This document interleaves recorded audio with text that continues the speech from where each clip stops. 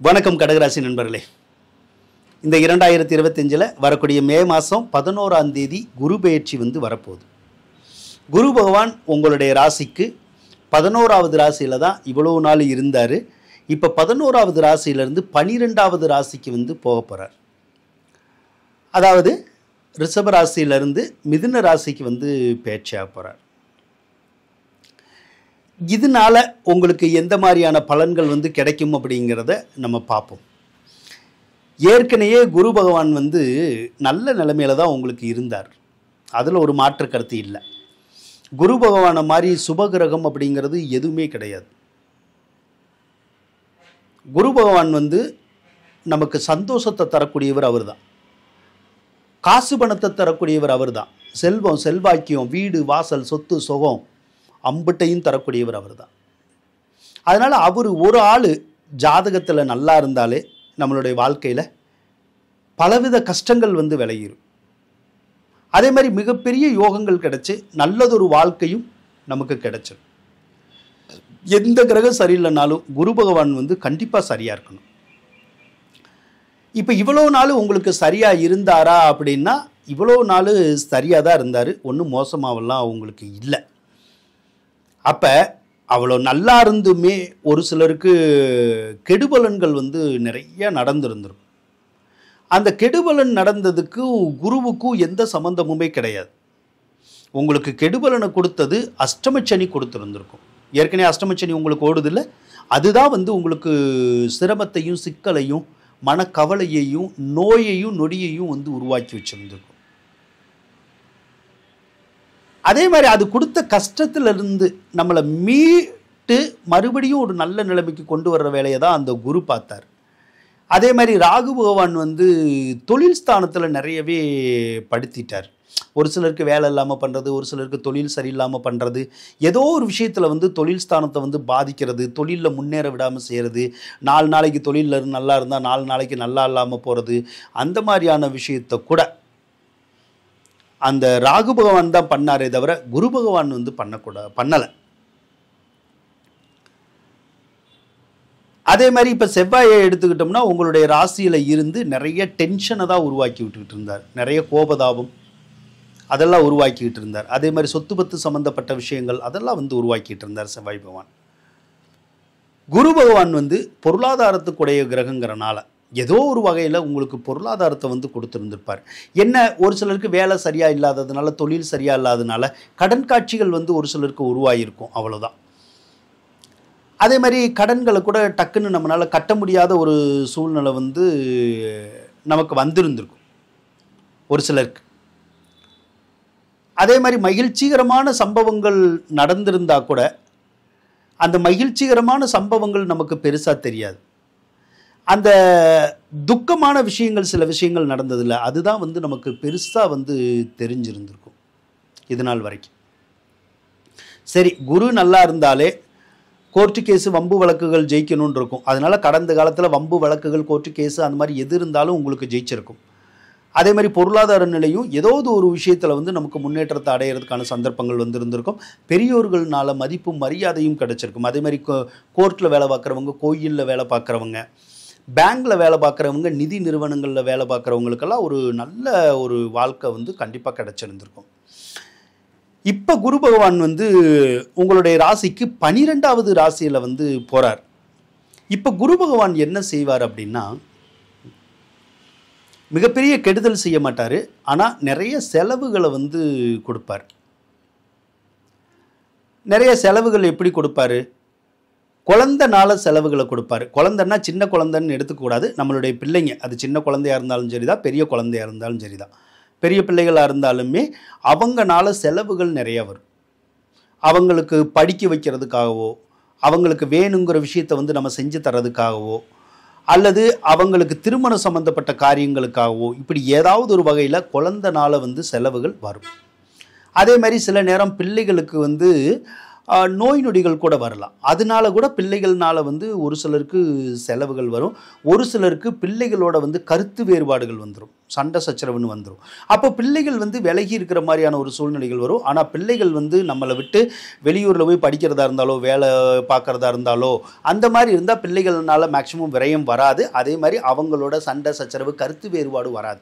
ஒருவேளை ஒன்றா இருந்தால் பிள்ளைகளுக்கும் நமக்கு ஏதாவது கருத்து வேறுபாடும் அவங்களால கொஞ்சம் விரயமும் வரும். ஒரு சிலருக்கெல்லாம் பிள்ளைகள் கடன் பட்டுட்டு வந்துடுவாங்க. நாம் அந்த கடனை அடைக்கிற மாதிரியான ஒரு சூழ்நிலைகள் கூட ஒரு சிலருக்கு வந்துடும்.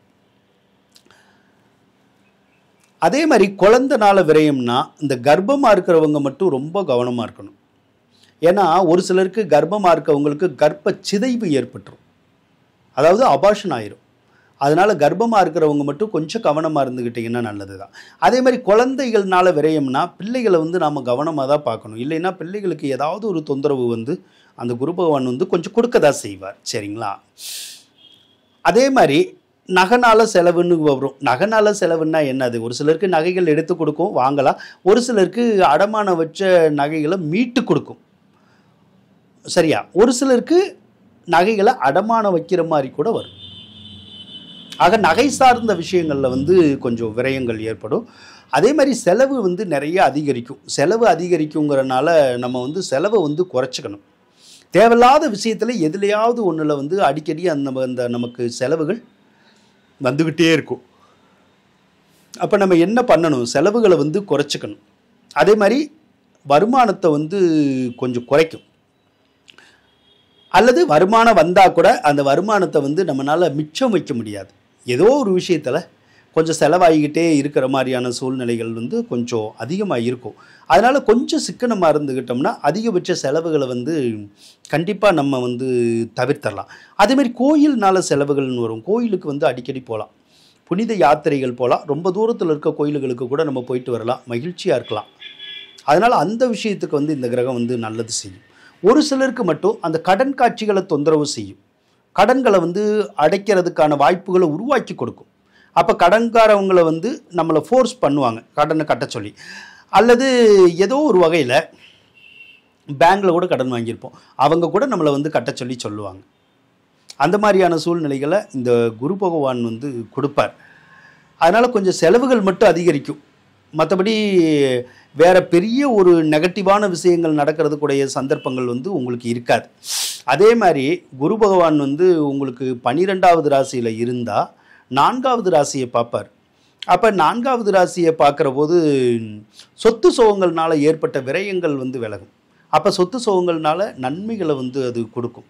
ஒரு சிலருக்கு வீடு வாங்கிறதுக்கோ வீடு கட்டுறதுக்கோ அல்லது வண்டி வாகனங்கள் வாங்கிறதுக்கோ ஆன வாய்ப்புகளை அந்த குரு பகவான் கொடுப்பார். அதனால கூட செலவாகும். ஏதாவது பொருள் வாங்குறதுனால சொத்துக்கள் வாங்குறதுனால கூட கையில் காசு இல்லாமல் கொஞ்சம் செலவாகும். யார்கிட்டையாவது கொஞ்சம் காசு வாங்கி கூட நம்ம சொத்து சுகங்களை கூட வாங்குவோம். அந்த வழியில் சுப வழியில் கூட செலவுகள் வந்து வரும். குருவே என்ன ஆளுங்கிறீங்க? குருவே சுபகாரியத்துக்குடைய கிரகம் தாங்க. அதனால் தேவையில்லாத வழியில் உங்களுக்கு செலவுகளை வந்து கொடுக்காது. இப்போ நான் செலவுகள் வருங்கிறேன்ல, செலவுகள் வந்தாலும் அது நல்ல நல்ல காரியத்துக்காக தான் செலவாகும். சுபமான காரியத்துக்காகத்தான் செலவாகும். மங்களகரமான விஷயங்கள் உங்கள் வீட்டில் நடக்கிறனால வந்து செலவாகும். சிலரெல்லாம் வீடு கட்டி பால் காய்ச்சுவாங்க, அதனால செலவாகும். அப்போ வீடு கட்டுறது நல்ல செலவு தான், பால் காய்ச்சி வைக்கிறது நல்ல செலவு தான். உங்கள் வீட்டில் குழந்தைகளுக்கு பிள்ளைகளுக்கு கல்யாண காட்சி நடக்கலாம், அதனால செலவாகலாம். ஸோ அந்த மாதிரி சுபகாரியங்களுக்காக செலவாகும். அவ்வளோதான். வணக்கம் நண்பர்களே. 2019வது வருடத்திலிருந்து அஸ்ட்ரோவேல்ட் அப்படிங்கிற யூடியூப் சேனல் வந்து தொடங்கி ஜோதிடத்துக்கான அந்த வீடியோ பதிவுகள் எல்லாமே இதுவரைக்கும் போட்டுக்கிட்டே தான் இருக்கேன். ஆனால் ஒரு சில காரணங்களால் அந்த அஸ்ட்ரோவேல்ட் அப்படிங்கிற சேனலில் இனிமேல் வந்து பதிவுகள் போடுறது வந்து கொஞ்சம் குறையும். காரணம் என்னென்னா, அந்த சேனலை தொடர்ந்து நடத்துறதுல வந்து ஒரு சில சிரமங்கள் இருக்குது. அதனால் அந்த சேனலை வந்து கைவிட்டுட்டு வேறு புதிய ஒரு சேனலான அஸ்ட்ரோ வேர்ல்டு 2 அப்படிங்கிறத வந்து நான் இப்போ தொடங்கியிருக்கேன். அந்த சேனலில் தான் இனிமேல் வந்து ரொம்ப கண்டென்ட் வந்து நல்லா இருக்கிற மாதிரியான வீடியோஸ் வந்து கொடுக்குற மாதிரி இருக்குது. இப்போயே நிறைய வேலையை விட்டுட்டு தான் நிறைய எஃபோர்ட்ஸ் போட்டு நான் வீடியோ பதிவுகள் வந்து போட்டுக்கிட்டு இருக்கேன் ஜோதிட சம்மந்தமாக. இதே இதை அந்த அஸ்ட்ரோ வேர்ல்டு சேனலில் இன்னும் நல்லா பண்ணணும் அப்படிங்கிற ஒரு எண்ணத்தோட அந்த சேனலை தொடங்கியிருக்கேன். அதனால் இனிமேல் பதிவுகள் அனைத்துமே அந்த சேனலில் தான் அதிகமாக வரும். அதனால் அஸ்ட்ரோ வேர்ல்டு 2 அப்படிங்கிற சேனலை தயவு செய்து மறக்காமல் சப்ஸ்கிரைப் பண்ணிடுங்க. கூடவே அந்த பெல் பட்டனையும் ப்ரெஸ் பண்ணிடுங்க. உங்களுடைய நண்பர்கள்கிட்டையும் சப்ஸ்கிரைப் பண்ண சொல்லி சொல்லுங்கள். அப்படி சொல்கிற போது அந்த வீடியோவை நீங்கள் சப்ஸ்கிரைப் பண்ணுற போது அடுத்தடுத்து நான் போடக்கூடிய வீடியோஸ் எல்லாமே உங்களுக்கு கரெக்டாக வரும். மாத பலன்களாக இருக்கட்டும், அதோட டெய்லி வீடியோ போடணும் அப்படிங்கிறதெல்லாம் நான் வந்து எதிர்கால ஒரு பிளானாக வச்சுருக்கேன். அந்த மாதிரி டெய்லி போடக்கூடிய வீடியோஸுமே உங்களுக்கு உடனே கிடைக்கும். அந்த வீடியோஸை பார்க்குற போது உங்களுக்கு ஒரு சிலருக்கு மனசில் வந்து நிம்மதி பிறக்கும், ஒரு தைரியம், தன்னம்பிக்கையெல்லாம் கூட பிறக்கும். அதே போல் சரியில்லாத விஷயங்களை நம்ம சரியாக கொண்டு போகிறதுக்கான சூழ்நிலைகள் எல்லாம் அந்த வீடியோஸ் பார்த்தா கண்டிப்பாக வந்து கொடுக்கும். கண்டிப்பாக உங்களுக்கு அந்த வீடியோஸ் வந்து ஒரு உதவிகரமாக இருக்கும்.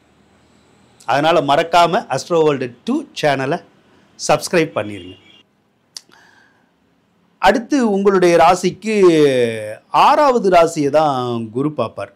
6வது ராசியை பார்க்குற போது உங்களுக்கு இருக்கக்கூடிய நோய் நொடிகள் வந்து குறைஞ்சிரும். இப்போ ஏற்கனவே பார்த்தீங்கன்னா அடிக்கடி ஏதாவது ஒரு நோய் நொடிகள் வந்து வந்துகிட்டு இருந்திருக்கும். ஆனால் இனிமேல் அந்த நோய் நொடிகள் வராது, ஓரளவுக்கு நல்லா இருக்கும். அதே மாதிரி கடன் பிரச்சனைகளும் தீரும். இந்த பகை அப்படின்னு சொல்லுவோம், உறவினர் வழியிலனாலும் சரி தான், வேறு வகையிலனாலும் சரி தான், பகைகள்லாம் ஒரு சிலருக்கு வந்திருக்கும். அந்த பகைகள் கூட விலகிறதுக்குடைய சந்தர்ப்பம் இந்த குருபேட்சையில் வந்து உங்களுக்கு இருக்கும்.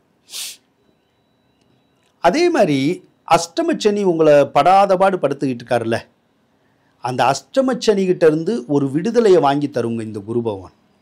ஏன்னா குரு பகவான் வந்து 9வது ராசியை பார்க்கும். 9வது ராசிங்கிறது உங்களுக்கு அஷ்டமச்சனி இருக்கிற இடம்தான். அப்போ அஷ்டமச்சனியை அந்த குரு பார்க்குற போது கோடி நன்மைன்னு சொல்லுவோம். அப்போ அஷ்டமச்சனியினால் ஏற்படக்கூடிய கெடு பலன்கள் இருக்கு இல்லையா, அந்த கெடு பலன்கள் பூராமே நமக்கு விலக போகுது. அஷ்டமச்சனி என்ன கெடுதல் செய்யும்? அடிக்கடி நோய் நொடி தரும். அப்போ இனிமேல் அடிக்கடி நோய் நொடிகள் வராது. வண்டி வாகனத்தில் வந்து ஒரு சிலருக்கு ஆபத்து தரும். அந்த ஆபத்துகள் வந்து விலகிரும் வண்டி வாகனத்திலேருந்து. அப்போ அதெல்லாம் நல்ல விஷயம் தானே நமக்கு. அதே மாதிரி ஒரு சிலருக்கு கணவன் மனைவியை பிரிஞ்சிருக்கிற மாதிரி வரும், அவங்கெல்லாம் மறுபடியும் ஒன்று சேரலாம். ஒரு சிலருக்கு கணவன் மனைவிக்குள்ள சண்டை சத்தம்னு வந்திருக்கும், அந்த கணவன் மனைவிக்குள்ளே வந்த சண்டை சத்தமெல்லாம் வந்து விலகிரும். அதே மாதிரி உங்களுடைய கணவன் அல்லது மனைவிக்கு ஏதாவது உடம்பு சரியில்லாமல் போகிறது, ஏதாவது கண்டங்கள் வர்றது, அந்த மாதிரியான சூழ்நிலையெல்லாம் கூட இருக்கும். அந்த விஷயங்கள் கூட இப்போ விலகிரும். அதே மாதிரி எந்த ஒரு விஷயமும் நடக்காமல் அதிகமாக கடகராசிக்கு தடங்கள் ஆகிக்கிட்டே இருக்கும், நிறைய தடங்கள் வரும். அந்த தடங்களும் இந்த குரு பார்வையினால் விலகிரும். அதே மாதிரி உங்களுக்கு ஏற்பட்ட கண்டங்கள், கஷ்டங்கள், பிரச்சனைகள், வம்பு வழக்கு, இது எல்லாத்தையும் அந்த குரு பகவான் வந்து உங்களுக்கு சரி செய்வார். அவருடைய பார்வை பலத்தினால சரி செய்வாருங்க. எப்பயுமே குரு பகவான் வந்து இருக்கிற இடங்களை காட்டிலும் அவர் பார்வை படுது இல்லையா, அந்த இடங்கள் தான் சிறப்பாக வேலை செய்யும். அதனால் அந்த அஷ்டமச்சனியை குரு பார்க்கறதுல உங்களுக்கு மிகுந்த யோகம் இருக்குது. எல்லையில்லாத நற்பலன்களை வந்து கண்டிப்பாகவே வந்து கொடுக்குங்க. ஆக கடகராசிக்காரவங்களுக்கு சுபமான பலன்கள் தான் நடக்கிற மாதிரி தெரியுது. சிரமமான பலன்களோ சிக்கலான பலன்களோ கொடுக்குற மாதிரி தெரியலை. ஆக கடகராசிக்காரவங்களுக்கு இந்த 12ல் குரு வந்தால் கூட இது வந்து ஒரு யோககரமான ஒரு காலம் அப்படின்னு சொல்லலாம். மிகவும் அற்புதமான காலம்னு சொல்லலாம். கடந்த காலத்தில் நம்ம எதிர்பார்த்து எந்த விஷயமெல்லாம் நடக்கலையோ அந்த விஷயங்கள் பூரா இனிமேல் நடக்க ஆரம்பிக்கும். அதுலேயே உங்களுக்கு கொஞ்சம் மன மகிழ்ச்சி வரும், அதுலேயே கொஞ்சம் சந்தோஷம் வரும். அப்பாடா, இவ்வளோ நாள் இல்லாமல் இப்போ கொஞ்சம் பரவாயில்லாமல் இருக்குது, நல்லா இருக்குது அப்படிங்கிற மாதிரி உங்கள் வாயால் நீங்கள் சொல்கிற மாதிரியே அந்த குரு பகவான் வந்து செய்வார், செய்யத்தான் போகிறார். அதனால் கடகராசிக்காரவங்களுக்கு இந்த குரு பயிற்சி ரொம்ப அற்புதமாக இருக்கும் அப்படின்னு சொல்லி கோரிக்கொண்டு விடைபெறுகின்றேன். நன்றி, வணக்கம். மறக்காமல் சப்ஸ்கிரைப் பண்ணிடுங்க. சப்ஸ்கிரைப் பண்ணுற போது அந்த பெல் பட்டனையும் ப்ரெஸ் பண்ணிடுங்க. அப்படின்னா தான் நான் போடுற வீடியோஸ்க்கான நோட்டிஃபிகேஷன் வந்து உங்களுக்கு அதிகமாக வரும். நீங்கள் நினைக்கலாம் எப்பயுமே ஒரு சில நேரத்தில் கொஞ்சம் நெகட்டிவான பலன்களை கூட நான் சொல்கிற மாதிரி நினைக்கலாம். நெகட்டிவான பலன்களையாக இருந்தாலும் நான் சொல்லி தான் உங்களுக்கு கொடுக்கணும், பாசிட்டிவான பலன்களையாக இருந்தாலும் சொல்லி தான் கொடுக்கணும். அப்படின்னா தான் உங்களை வந்து நீங்கள் சரி செஞ்சு கொண்டு போக முடியும். நான் நல்லதை மட்டுமே சொல்லிவிட்டு கெட்ட பலன்லாம் சொல்லலைன்னா அந்த கெட்ட பலன் நடக்கிற போது உங்களால் தாங்கிக்க முடியாது. அப்போ அதை சரி செஞ்சு போக முடியாது. அதனால தான் உள்ளதை உள்ளபடியே நான் சொல்லி கொடுக்குறேன். நன்றி நண்பர்களே.